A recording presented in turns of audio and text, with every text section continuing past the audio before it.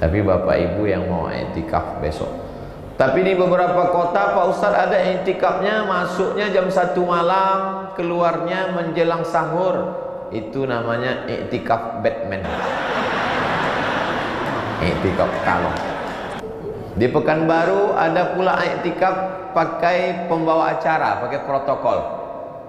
Jam 1 jamaah datang, sampai jam 2 ibadah sendiri-sendiri, masuk tahiyatul masjid, baca Quran, berzikir. Jadi jangan gara-gara kata Ustadz kalau wudhu batal, i'tikaf batal, lalu menahan kentut sampai biru mukanya. Ya. Jadi tetap melaksanakan i'tikaf. Jadi kalau di Mesir mereka tradisi i'tikaf itu besok hari ke-20 malam ke-21 bawa tilam, bawa kemah kecil untuk dipasang di dalam Masjid Nabi, melaksanakan i'tikaf di 10 hari terakhir Ramadan. Dan insya Allah itu jatuh besok ba'da maghrib, kita masuk malam yang ke-21. I'tikaf secara bahasa artinya ya'kufuna ala asnamin lahum, orang yang menetap di suatu tempat, apakah tempat itu baik atau tak baik.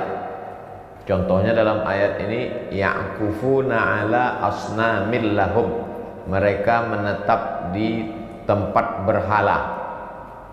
Jadi besok malam kalau ada suami ibu yang sudah jam 11 belum juga pulang, abang sedang di mana? I'tikaf katanya. Kok ada suara-suara musik? Ah, itu lain i'tikaf. Karena makna i'tikaf secara bahasa artinya menetap di suatu tempat, khairan kana au syarran, apakah tempat itu baik ataupun buruk. Jadi tempat yang tak baik i'tikaf juga secara bahasa. Adapun secara istilah i'tikaf artinya al-muksu fil masjidi, menetap di dalam masjid biniyatin makhsusah, dengan niat khusus. Niat khusus maksudnya taqarruban ilallah, mendekatkan diri kepada Allah Subhanahu wa taala. Mudah-mudahan kita sehat, mulai besok bisa i'tikaf insyaallah. Jadi masuk masjid nawaitul i'tikaf fi hadzal masjid lillahi ta'ala. Seminim-minim i'tikaf, sesebentar-sebentar i'tikaf, dengan semaksimal selama-lama i'tikaf. Nabi ketika Ramadan terakhir i'tikafnya 20 yauman, 20 hari 20 malam. Jadi kalau sehari semalam 24 jam kali 20 hari 48 jam kali 24 jam 240 jam kali 20 hari 480 jam. Nah, itu i'tikaf yang paling lama. Kalau tak sanggup, maka yang biasa tak pernah ditinggalkan Nabi setiap tahun itu 10 hari 10 malam. Makanya kalau kita menghadap ke arah kiblat, ini tempat mihrab imam Nabi, di sebelah kiri kamar Nabi ada tiang. Tiang itu namanya ustuwanatus sarir, tiang sarir. Sarir tempat tidur, karena di bawah tiang itu ada tempat tidur Nabi Muhammad SAW waktu beriktikaf. Di samping itu ada ustuwanatul haris, tiang penjaga, karena disitulah Sayyidina Ali karramallahu wajhah menjaga Nabi Muhammad sallallahu alaihi wasallam. Seminim-minim i'tikaf kalau menurut mazhab Maliki menggabungkan siang dan malam. Jadi kalau menggabungkan siang dan malam, siang 24 jam, siang 12 jam, malam 12 jam, 24 jam baru i'tikaf menurut mazhab Maliki. Tapi kalau menurut mazhab Syafi'i Seminim-minim i'tikaf lama sikit dari ruku. Subhan rabbiyal a'la, subhan rabbiyal azim wa bihamdi, subhan rabbiyal azim wa bihamdi, subhan rabbiyal azim wa bihamdi, subhan rabbiyal azim wa bihamdi. Itu sudah dianggap i'tikaf. Jadi saya sebutkan 4 ini, 20 hari, 10 hari, 24 jam dengan 4 kali tasbih. Kalau gitu kami ambil yang minimalis aja lah Pak Ustaz, boleh. Mau ambil yang paket full 20 hari, tak bisa lagi, udah lewat. Mau masuk besok. Jadi kalau di Mesir mereka tradisi i'tikaf itu besok hari ke-20 malam ke-21 bawa tilam, bawa kemah kecil untuk dipasang di dalam masjid. Yang perempuan biasanya berkemah supaya tidur auratnya tak khawatir terbuka. Yang laki-laki masuk besok sore, keluarnya sore malam Idul Fitri. Nah, itulah i'tikaf yang paling full. Jadi Ustadz, saya tak bisa karena sedang musafir. Tapi Bapak Ibu yang mau i'tikaf besok. Tapi di beberapa kota Pak Ustadz ada i'tikafnya, masuknya jam 1 malam, keluarnya menjelang sahur. Itu namanya i'tikaf Batman, i'tikaf kalong. Di Pekanbaru ada pula i'tikaf pakai pembawa acara, pakai protokol. Jam 1 jamaah datang, sampai jam 2 ibadah sendiri-sendiri, masuk tahiyatul masjid, baca Quran, berzikir. Dari jam 2 ke jam 3 tadabbur surat-surat pendek. Dari jam 3 ke jam 4 sholat tahajud dan witir. Dari jam 4 ke jam 4.20 muhasabah dan zikir. Dari jam 4.20 ke jam 4.45 sahur. Lalu kemudian sholat subuh. Habis sholat subuh pengajian sampai waktu isyraq. Habis itu tanya jawab, keluar jam 7, masuk jam 1, keluar jam 7, 7 jam. Boleh, tak masalah. Selama i'tikaf itu wudhu tak batal. Tapi kalau wudhunya batal, dia boleh keluar untuk ambil wudhu karena darurat. Jadi jangan gara-gara kata Ustadz kalau wudhu batal, i'tikaf batal, lalu menahan kentut sampai biru mukanya. Jadi tetap melaksanakan i'tikaf. Katanya Pak Ustadz kalau i'tikaf itu maaf cakap, kalau kita berhubungan intim i'tikafnya batal Pak Ustadz. Wala tubashiruhunna wa antum akifuna fil masajid. Janganlah kamu berhubungan ketika kamu sedang i'tikaf di masjid. Ayat ini membingungkan. Masa i'tikaf di masjid berhubungan? Jadi maksudnya itu begini, orang yang berniat i'tikaf 10 hari, besok habis maghrib dia masuk ke masjid, kebetulan rumahnya dekat, rumahnya samping masjid. Lalu kemudian habis berbuka, balik dia mau ngambil baju, disempatkannya kejap. Itu yang batal i'tikaf 10 hari. Itu maksud ayat itu. Adapun orang yang i'tikaf 7 jam, yang sejam, yang sehari, yang 2 hari, itu intinya i'tikaf itu lama sikit dari ruku dan sujud sudah i'tikaf. Tapi kalau dia mau berniat i'tikaf 10 hari 10 malam, apalagi sampai dinazarkannya, aku bernazar i'tikaf tahun ini 10 hari 10 malam. Kalau anakku lulus PNS tahun ini, ya Allah aku i'tikaf. Tiba-tiba lulus. Maka selama 10 hari 10 malam dia tak boleh keluar. Keluar dia mengambil pakaian. Karena tak ada yang mengantar, darurat. Dia ambil, boleh ambil. Tapi kalau dia berhubungan, maka batal i'tikaf yang 10 hari 10 malam. Nah, itu. Nah, yang jomblo susah memahami ini, tak usah, ini berat. Lalu kemudian bagaimana kalau ada orang bernazar, berniat i'tikaf, meninggal dia? Kata Imam Syafi'i, orang yang berniat i'tikaf 10 hari 10 malam, atau 3 hari 3 malam, atau sehari semalam, meninggal dia, maka ahli warisnya membayarkan sehari semalamnya itu 1 mud. Nah, jadi iktikaf itu bisa dibayarkan qadanya dengan fidyah membayar 1 mud. 1 mud itu 7 on setengah beras, gandum, makanan pokok. Lalu kemudian itulah yang dijadikan sebagian ulama mazhab Syafi'i membayarkan qada salat orang meninggal. Di beberapa tempat saya pernah ceramah, Ustaz Somad, di kampung kami kalau ada orang meninggal dunia itu dibayarkan beras. Dalilnya dari mana? Ini dari iktikaf ini. Karena menurut Imam Syafi'i, kalau 1 hari 1 malam ditinggalkannya iktikaf, pada dia sudah nazar. Nazar itu amalan yang sunat lalu mewajibkan diri, merubah yang sunat menjadi wajib. Puasa Senin Kamis sunat, tapi kalau dinazarkannya menjadi wajib. Kurban sunat muakkad, tapi kalau diwajibkannya, dinazarkannya menjadi wajib. Begitu juga dengan iktikaf. Kalau ada orang bernazar iktikaf, meninggal dia, istrinya tahu, istrinya mendengar bahwa suami itu bernazar, maka 1 hari 1 malamnya dibayarkannya fidyah 1 mud. Kata Imam Al-Baghawi, kalau 1 malam iktikaf bisa dibayar 1 mud, maka 1 solat pun bisa dibayar 1 mud.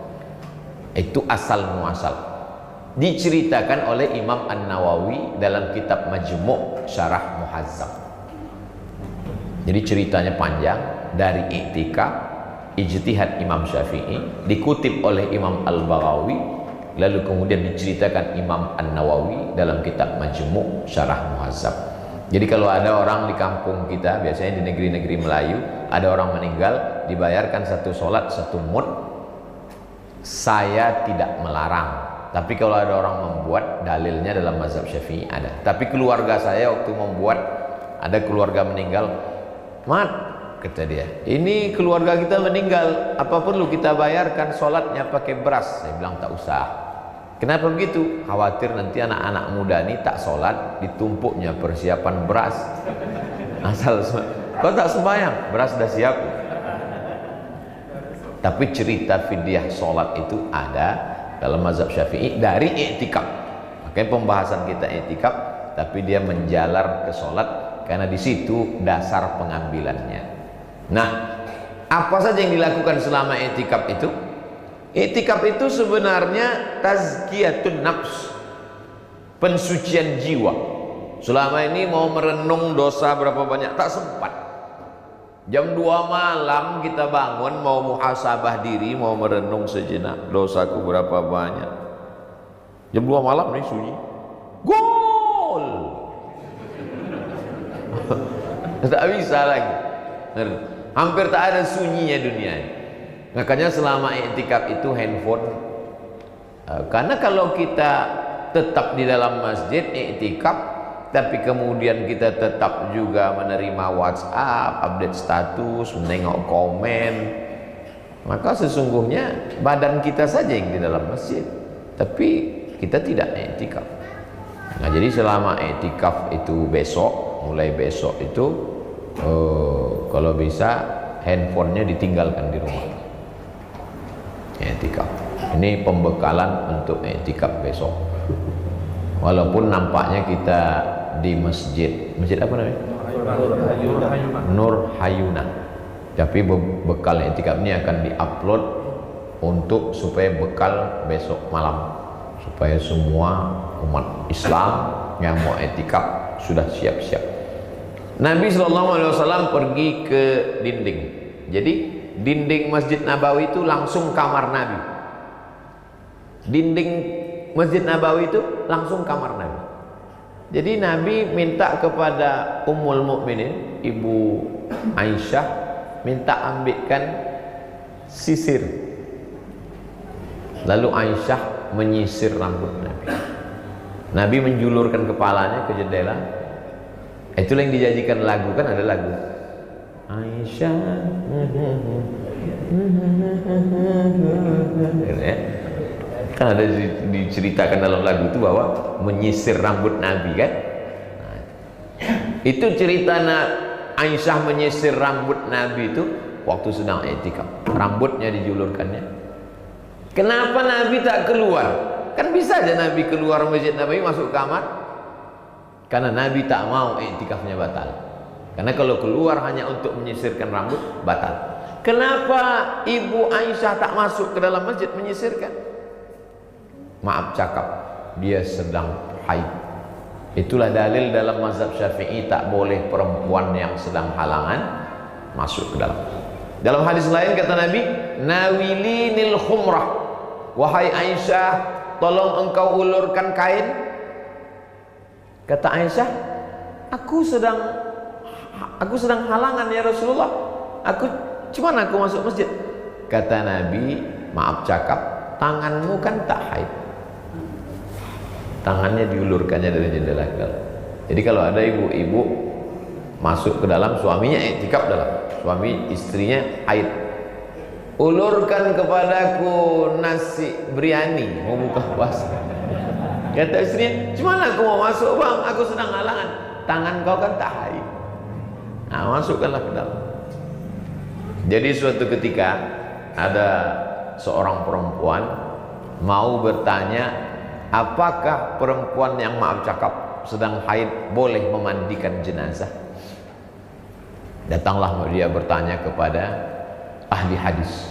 Kalian ahli hadis? Ya, tolong sebutkan saya dalil, bolehkah perempuan memandikan jenazah padahal dia sedang haid? Kata ahli hadis, tak ada hadisnya. Kami sudah cari kitab ini, tak ada hadisnya. Tapi ada ahli fikih, Imam Hamad, muridnya Imam Syafi'i. Datanglah perempuan ini bertanya, engkau muridnya Imam Syafi'i? Ya. Ada tak hadis tentang perempuan berhalangan memandikan jenazah? Kata Imam Hamad, ada. Mana hadisnya? Waktu Aisyah sedang haid, dia mengulurkan kain dan Nabi menerima kain itu. Itulah dalil. Itu kan tentang mengulurkan kain, bukan tentang haid. Fikih itu adalah memahami makna hadis, bukan sekedar menghafal teks hadis. Jadi kalau orang sedang memandikan jenazah, yang memandikan itu kan tangannya. Pemahaman. Beda antara ahli hadis dengan ahli fikih. Kalau susah memahaminya, memang buka puasa mesti agak banyak sedikit. Jamaah yang dimuliakan Allah Subhanahu wa taala. Jadi selama i'tikaf itu kita merenung apa saja yang bisa kita lakukan selama i'tikaf. Yang paling perlu banyak dilakukan solat sunnah. Solat sunat tahiyatul masjid, solat sunat qabliyah, solat sunat ba'diyah. Kalau kebetulan pagi, solat sunat duha, solat sunat isyraq, solat sunat awabin. Kalau kebetulan malam, solat sunat tahajud, solat sunat taubat, solat sunat hajat. Saya Pak Ustaz solat sunat taubat sudah, solat sunat wudhu. Pertama kali habis wudhu, solat sunat wudhu. Usalli sunnatal wudhu raka'ataini lillahi ta'ala. Saya solat sunat wudhu sudah, solat sunat taubat sudah, solat sunat hajat sudah, solat sunat istikharah sudah, solat sunat tahajud sudah, solat sunat witir sudah. Semua solat sunat sudah Pak Ustaz. Baru berapa rakaat? Solat sunat wudhu 2 rakaat, solat sunat taubat 2 rakaat, solat sunat hajat 2 rakaat, solat sunat tahajud 8 rakaat, baru 14. Solat sunat witir 3 rakaat, baru 17 rakaat. Ada imam namanya Imam Ahmad bin Hanbal. Dia punya anak namanya Abdullah. Ditanya oranglah Imam Abdullah, hai Imam Abdullah, ya betul kau anak Imam Ahmad bin Hanbal? Betul. Ayahmu itu sholatnya berapa rakaat sehari semalam? Salasami'ati rakaat, 300 rakaat. Jadi kalau kita udah merasa banyak betul, aku udah banyak sholat sunatku selama Ramadan nih. Berapa rakaat tarawih? 8. 4 rakaat 1 salam. Ustadz nyindir apa? Saya itu maksudnya. Jadi sholat kita ini belum ada apa-apanya. Ada imam itu bergelar sajjad, saking banyaknya bersujud. Nabi Muhammad SAW punya anak namanya Sayyidatuna Fatimah. Sayyidatuna Fatimah punya anak namanya Sayyidina Al-Husain. Sayyidina Al-Husain punya anak namanya Ali. Nama datuknya Sayyidina Ali, nama cucunya juga Ali. Maka Ali yang cucu nih, yang cucu Sayyidina Ali, cucu Sayyidatuna Fatimah ini digelar dengan sajjad. Sajjad artinya orang yang banyak sujud. Berapa kali dia sujud? Kata Imam Az-Zahabi dalam kitab Syiar A'lam An-Nubala, 1000 kali sujud sehari semalam. 1000 kali sujud. Kadang kita ini agak hitam juga kening kita. Pas ditanya, kau banyak sujud? Enggak. Terus banyak dosa. Mohon maaf ya. Jadi maka dia digelar dengan Ali Zainal Abidin. Zain artinya perhiasan, Abidin orang yang banyak ibadah. Jadi inilah masanya kita memperbanyak sujud. Karena sholat sendiri maka perbanyak sujudnya. Nabi sholat sujudnya selama ayatnya. Jadi kalau kita mau, kau tadi rakaat pertama aku tengok tegak lama betul, apa yang kau baca? Yasin. Nah, begitu juga lah sujudnya. Subhana rabbiyal a'la wa bihamdihi, subhana rabbiyal a'la wa bihamdihi, subhana rabbiyal a'la wa bihamdihi, subhana rabbiyal a'la. Jadi yang selama ini kita baca, bingung kita kapan mengamalkannya. Nah, inilah momennya ketika sedang ada sahabat Nabi dilaporkan ke Nabi, ya Rasulullah, hadisnya dalam kitab Musnad Ahmad bin Hanbal. Ini sahabat sholat dari Isya sampai subuh tak berhenti. Allahu Akbar, Allahu Akbar, Sami Allah liman hamidah. Ayatnya tak diganti, kul huwallah terus. Nah ini bagi yang ragu karena hafalan kurang, gas saja kul huwallah terus. Dilaporkan ke Nabi, ya Rasulullah, ini sahabat kami ini ayatnya kul huwallah terus. Itulah keluar statement hadis Nabi, innaha la ta'dilu thulutsal Qur'an. Satu kul huwallah itu sama dengan 1/3 Al-Qur'an. Jadi kalau kita sholat 10 rakaat, 20 rakaat, 100 rakaat, kul huwallah terus ayatnya boleh, dan kita sudah menghatamkan Al-Quran berkali-kali dalam satu malam. Saya tak bisa sholat berdiri Pak Ustadz, pinggang sakit, kaki sakit. Memang kadang sholat ini datang semua penyakit. Pas main bola sehat, pas futsal sehat, pas jogging sehat, pas shopping lebih sehat, pas sholat datang sakit. Kata setan, itu memang kerjaku. Maka sholat di kursi boleh. Jadi di Mesir dulu waktu saya kuliah, itu di samping kiri ada 3 kursi, samping kanan ada 3 kursi. Tahun 2002 saya pulang, begitu keadaan Mesir. 2017 saya ke Mesir lagi, saya tengok udah tak ada lagi kursi, samping tak ada, samping tak ada, di belakang 2 sop kursi semua.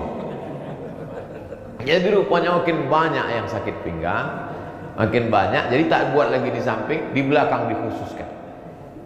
Jadi memang orang-orang tua kita, saudara kita yang sakit, jangan dibiarkan di rumah sendirian. Dulu waktu muda tak pernah ke masjid. Jadi istri-istri yang sehat, biasanya memang yang sakit ini bapak-bapak, ibu-ibu sehat. Maka ibu yang suaminya sakit, jangan biarkan dia di rumah sendirian, ajak dia ke masjid supaya bangkit semangatnya. Abang udah sakit, dulu waktu masih muda mabuk, selingkuh. Nah, inilah masanya bang, mungkin ini Ramadan terakhir. Bawa dia itikaf, jangan malu, jangan segan, jangan dia disumpah serapah. Nah, itulah dulu waktu muda, ini udah tua, sini aja, tunggu malaikat maut datang. Nah, ini masanya itikaf ini. Lalu kemudian yang membatalkan itikaf itu apa Pak Ustaz? Wudhu batal, bisa diulang balik. Keluar dengan hajat-hajat yang tak ada terkait. Hajat ke toilet tak membatalkan, masuk lagi. Hajat yang terlalu lama di luar, katanya itikaf ya, sempat pula 2-3 batang di luar. Ini apa? ini hajat juga Pak Ustaz. Ini kalau sampai tak ada mati Pak Ustaz. Nah itu, jadi kalau yang hajatnya itu hajat darurat tingkat tinggi, maka dibenarkan. Ini tentang masalah etika. Kalau tak juga sanggup sholat, memperbanyak menghatamkan Al-Quran. Saya tak mau mendikte, awak dah berapa juz, kamu berapa juz, kau berapa juz, abang dah berapa juz. Tidak, kita ukurlah sendiri. Sudah malam ke-20, dah berapa juz bacaan kita. Di iktikaf itulah dikejar ketertinggalan-ketertinggalan. Ada seorang laki-laki namanya Irfan. Nama ayahnya Haji Abdul Malik Karim Amrullah. Jadi ayahnya itu, nanti kalau saya bilang Imam Bukhari, kanal Imamul Bukhari yuhtimul Qur'ana fi Ramadan sittina khatama. Imam Bukhari menghatamkan Al-Quran di bulan Ramadan 60 kali khatam. Oh, itu kan Imam Bukhari, bukan orang kita. Nah, ini Pak Irfan ini punya ayah namanya Haji Abdul Malik Karim Amrullah, Buya Hamka. Jadi Buya Hamka itu kalau duduk, kata anaknya, dalam buku judulnya Ayah, kalau duduk kata dia 6 juz. Buya Hamka. Waktu ditanya, ayah kenapa ayah lama baca Quran? Aku lama baca Quran menghatamkan. Kenapa? Sejak emakmu meninggal, hatiku selalu teringat dengan almarhumah. Jadi supaya jangan sampai cemburu Allah SWT, diisi dengan banyak menghatam Quran. Banyak juga orang sekarang ketika istrinya meninggal, apa yang ayah tengok tadi? Ayah main game online untuk melupakan emakmu, sementara datang emak yang baru. Jadi Buya Hamka itu baca Qurannya luar biasa. Baca Quran yang paling bagus di dalam sholat. Tapi kami tak hafal Quran Pak Ustadz. Sayyidatuna Aisyah, imamnya itu pernah membaca Quran melihat mushaf. Alhamdulillah ada sekarang mushaf tahajudnya ya, pakai tiang. Masjid kita ada mushaf tahajud pakai tiang, bisa ditengok bisa. Tapi kalau tak ada, pakai Quran. Ada, buka di situ Play Store. Di Play Store tuh udah terbuka Play Store. Tulis di Play Store itu Qara'a, Q A R A A. Udah nampak?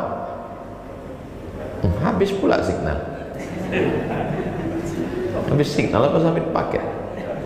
Lalu setelah dapat Qara'a, buka Quran, jadi bisa ditengok Quran sambil sholat. Ghairil maghdubi alaihim waladdallin. Amin. Bismillahirrahmanirrahim.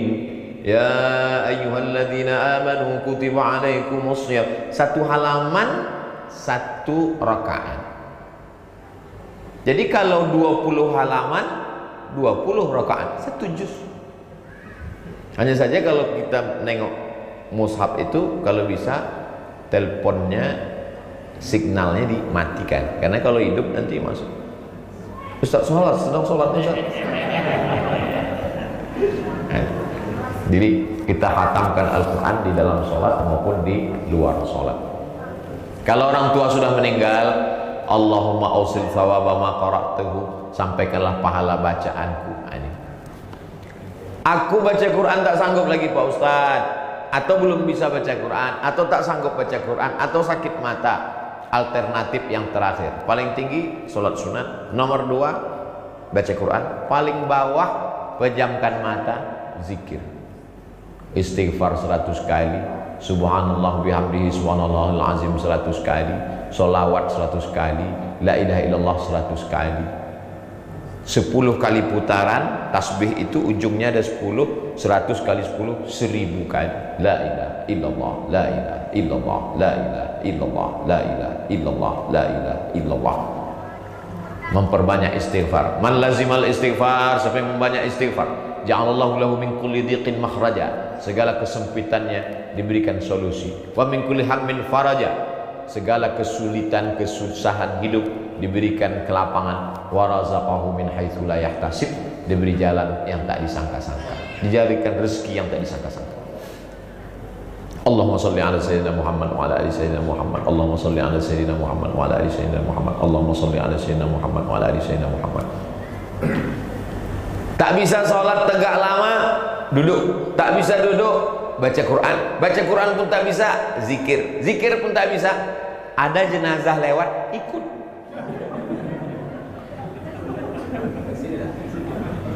Nampak? Hah?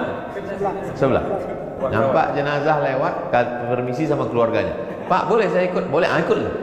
Apa guna hidup dia lagi?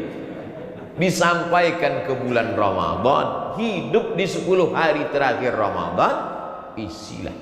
Kenapa digas betul ibadah di 10 terakhir ini? Karena otak ini sudah mulai bercabang pada malam 21. Dia sudah mulai berpikir, nanti gorden warnanya warna hijau atau biru ya? Nanti toplesnya bulat apa peta ya? Nanti kuehnya gambar love. Nanti kira-kira hari pertama open heart apa open house ya? Nanti kira-kira itulah yang menggunting pikiran yang ada di kepala ini, digunting. Aku sholatnya berapa rakaat, aku zikirnya berapa kali, berapa ribu, aku khatam Qurannya berapa kali.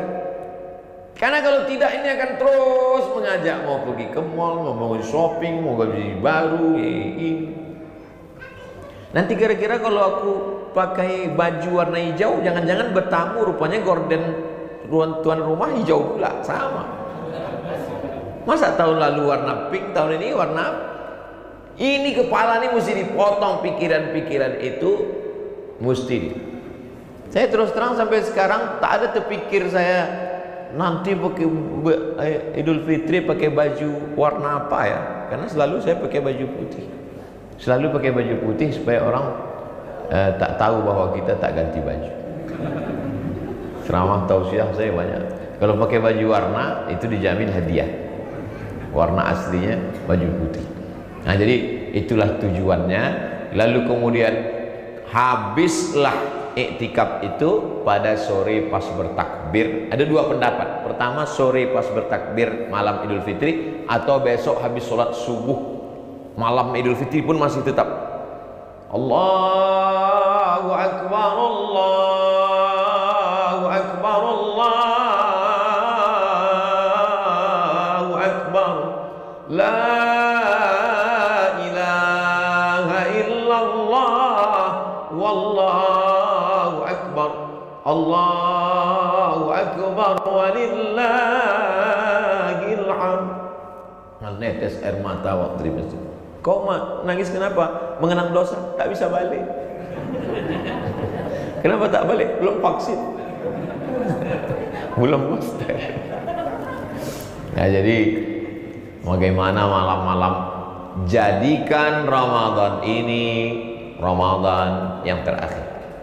Karena kalau kita berpikir, tahun depan masih ada Ramadan, Ramadannya tahun depan masih ada, tapi apakah kita masih ada lagi? Tak ada jamin.